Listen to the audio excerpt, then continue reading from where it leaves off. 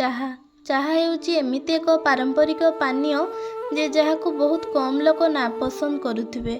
ବହୁତ ଲୋକ କହୁଥିବାର ଶୁଣିଛି କି ମଦ ନିଶା ଠାରୁ ଚାହା ନିଶା କାଳେ ବହୁତ ଡେଞ୍ଜର।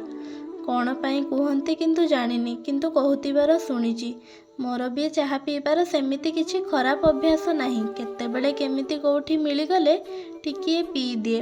ଏବେ ତ ଶୀତ ଦିନ ଚାଲିଛି, ଆଉ ମୋତେ ବି ଟିକିଏ ଥଣ୍ଡା ଧରିଯାଇଛି। ଘରେ ଥିଲେ ମା ଏମିତି କଡ଼କ ନାଲି ଚା ବନେଇକି ଦିଏ ଯେ ଥଣ୍ଡା ପୁରା କୁଆଡ଼େ ଗାୟବ ହୋଇଯାଏ। ଏବେ ତ ଘରେ ନାହିଁ, ତ ନିଜେ କରିକି ପିଇବାକୁ ପଡ଼ୁଛି।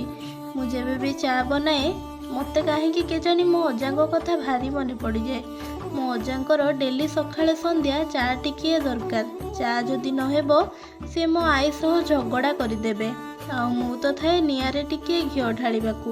ମୋ ଆଈ ଯଦି ମୋ ଅଜାଙ୍କର ଚା ପିଇବା ଟାଇମ୍ରେ ଆମ ଘରେ ଆସିକି ବସିଥିବ, ମୋ ଅଜା ଯଦି ପଚାରିବେ ତ ଆଈ କୁଆଡ଼େ ଯାଇଛି, ମୁଁ ମୋ ଅଜାଙ୍କୁ କୁହେ ସିଏ ନାହିଁ, ବୁଲିବା ପାଇଁ ପଳେଇଛି।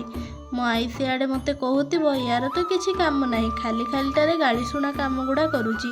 ଆଉ ଅଜାଙ୍କ ସହ ଲାଗିବା ପାଇଁ ଅଜା ନାହାନ୍ତି। ସତରେ ଆଜି ଅଜାଙ୍କ କଥା ଭାରି ମନେ ପଡ଼େ। ମିସ୍ ୟୁ ଅଜା।